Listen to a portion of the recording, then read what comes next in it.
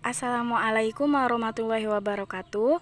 Izin memperkenalkan diri, nama saya Leni Nuraini dengan NPM 1911010358 dari Prodi Pendidikan Agama Islam kelas J semester 6.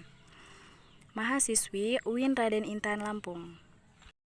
Baiklah, di sini saya akan menjelaskan mengenai 4 pilar pendidikan yang ditetapkan oleh UNESCO. Yang pertama itu ada menguasai ilmu pengetahuan atau learning to know, yang berarti belajar untuk mengetahui, belajar untuk mencari tahu. Pilar ini berisi tingkatan yang paling dasar dalam mencari ilmu pengetahuan, yaitu untuk dapat mengetahui dan kemudian memahami objek-objek real maupun ide-ide abstrak yang ada di sekitarnya. Kemudian, tujuan belajar untuk mengetahui ini adalah untuk menguasai pengetahuan yang sifatnya divergen, sangat luas dan kompleks, yang selalu berkembang dari waktu ke waktu. Akan tetapi, perlu diingat bahwa untuk mempelajari sesuatu pengetahuan secara mendalam, seseorang dapat pula mempelajari pengetahuan yang luas dengan spesialisasi tertentu, alias melihat unit-unit yang lebih kecil untuk dapat menguatkan gambaran umumnya terhadap suatu pengetahuan. Yang kedua yaitu menguasai keterampilan atau learning to do, yang berarti belajar untuk melakukan sesuatu, yaitu seseorang belajar untuk dapat menggunakan pengetahuan tersebut secara praktikal dalam kehidupan sehari-harinya. Pada dasarnya, pendidikan berperan besar dalam melakukan perubahan ke sektor, termasuk perkembangan ekonomi, ilmu pengetahuan, dan teknologi. Jadi, untuk dapat melakukan berbagai inovasi dan pemikiran-pemikiran kreatif, kegiatan belajar hendaknya diprioritaskan pada pemerolehan pengetahuan baru yang dapat ditransformasikan pada pemecahan masalah dan gagasan inovatif serta kritis untuk meningkatkan kualitas hidup manusia. Selanjutnya yaitu yang ketiga, hidup bermasyarakat atau learning to live together, yang berarti belajar untuk dapat hidup bersama dengan orang lain dalam kaitannya dengan kecakapan abad ke-21. Belajar satu ini berkaitan dengan keterampilan untuk dapat berkomunikasi dan berkolaborasi dengan orang lain sehingga seseorang dapat mencapai target pribadi maupun target bersama kelompok, maupun yang sifatnya universal bagi kesejahteraan umat manusia. Kemudian kita ketahui bahwa dalam menjalani kehidupan di dunia akan ada banyak konflik yang disebabkan pergesekan kepribadian individu dan kepentingan yang diingin dicapai.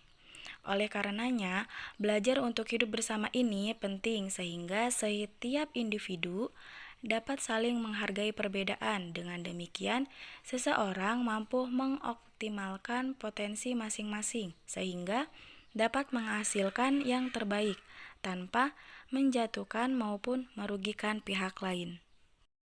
Yang keempat yaitu mengembangkan diri secara maksimal atau learning to be. Pilar keempat ini yang secara harfiah dapat diartikan sebagai belajar untuk menjadi. Nah, kata menjadi di sini yang seolah-olah menggantung di akhir kalimat ini seyogyanya mengacu pada hakikat pendidikan sebagai upaya memanusiakan manusia. Dalam hal ini, learning to be berarti bagaimana melalui pendidikan seseorang dapat belajar untuk menjadi manusia-manusia yang memiliki harkat dan martabat sebagai manusia, unik sebagai ciri khas masing-masing, dan menyadari secara utuh bahwa ia dapat mengembangkan seluruh kemampuannya dengan bertolak dari akal dan budi yang dibekali oleh Sang Pencipta. Yang selanjutnya yaitu dari keempat pilar pendidikan tersebut, hal-hal apa yang sudah saya terapkan dan yang belum saya terapkan dalam kehidupan sehari-hari. Nah, jadi dalam kehidupan sehari-hari saya sudah menerapkan keempat pilar tersebut karena Poin yang pertama yaitu menguasai ilmu pengetahuan atau belajar untuk mengetahui. Nah, dari belajar ini saya ingin mencari sesuatu tentang apa yang belum saya ketahui dan kemudian saya menjadi tahu. Yang kedua yaitu menguasai keterampilan atau bisa dikatakan juga belajar untuk melakukan sesuatu. Nah, dari pilar ini saya memahami bahwa dari saya belajar tujuannya untuk menguasai keterampilan atau melakukan sesuatu. Seperti ketika saya ingin belajar untuk bisa menggunakan laptop, saya terus belajar menggunakan laptop untuk melakukan sesuatu. Nah, jadi artinya saya belajar laptop sampai mahir. Karena biasanya saya hanya menggunakan HP, jadi saya melakukan sesuatu yang lainnya itu contohnya dengan cara belajar laptop. Yang ketiga yaitu hidup bermasyarakat atau belajar untuk dapat hidup bersama dengan orang lain. Nah, dari sini saya bisa memahami bahwa di dalam kehidupan ini masih banyak sekali perbedaan. Misalkan saja perbedaan pendapat. Nah, dari sini saya harus bisa menghargai perbedaan pendapat orang lain. Kemudian masih banyak lagi belajar untuk dapat hidup bersama orang lain atau hidup bermasyarakat ini dengan cara berkomunikasi dan berkolaborasi. Yang terakhir yaitu mengembangkan diri secara maksimal atau belajar menjadi diri sendiri. Nah, dari belajar ini saya akan lebih tahu akan condong ke arah mana nantinya dari hasil belajar menjadi diri sendiri ini dengan cara mengembangkan diri saya sesuai dengan minat dan bakat yang saya miliki. Selanjutnya yaitu hal-hal yang akan saya lakukan agar 4 pilar tersebut dapat terpenuhi, mengingat pentingnya pilar tersebut bagi dunia pendidikan.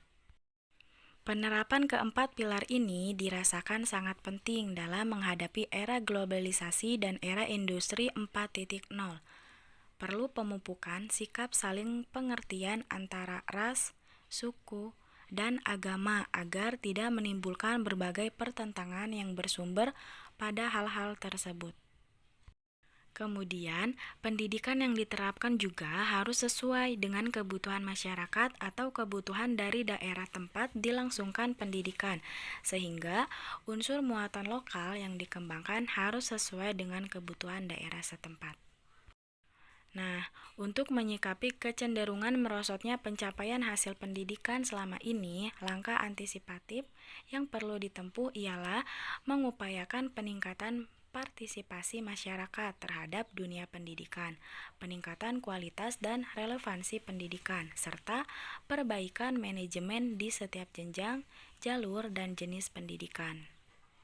Kemudian, dalam meningkatkan mutu pendidikan di setiap daerah, seyogianya dikaji lebih dulu kondisi objektif dari unsur-unsur yang terkait pada mutu pendidikan. Pertama, kondisi para tenaga pendidik. Kedua, mengenai kurikulum dan bahan belajar yang digunakan oleh pendidik dan peserta didik. Ketiga, memperhatikan rujukan sumber belajar. Keempat, kondisi sarana pendukung dan prasarana belajar yang ada.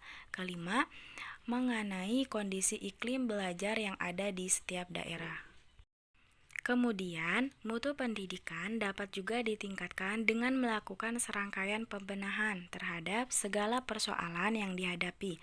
Pembenahan itu dapat berupa pembenahan terhadap kurikulum pendidikan yang dapat memberikan kemampuan dan keterampilan dasar minimal, menerapkan konsep belajar tuntas dan membangkitkan sifat kreatif, demokratis, dan mandiri.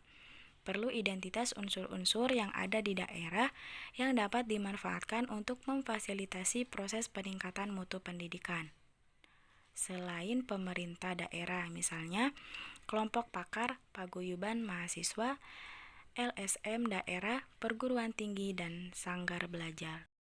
Nah, dengan demikian, tuntutan pendidikan sekarang dan masa depan harus diarahkan pada peningkatan kualitas kemampuan intelektual dan profesionalitas serta sikap kepribadian dan moral manusia di Indonesia pada umumnya.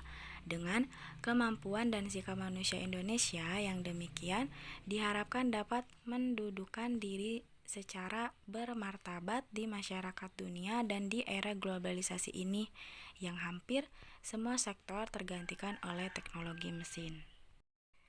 Mungkin itu saja yang hanya bisa saya sampaikan. Kurang dan lebihnya saya mohon maaf. Saya akhiri. Wassalamualaikum warahmatullahi wabarakatuh.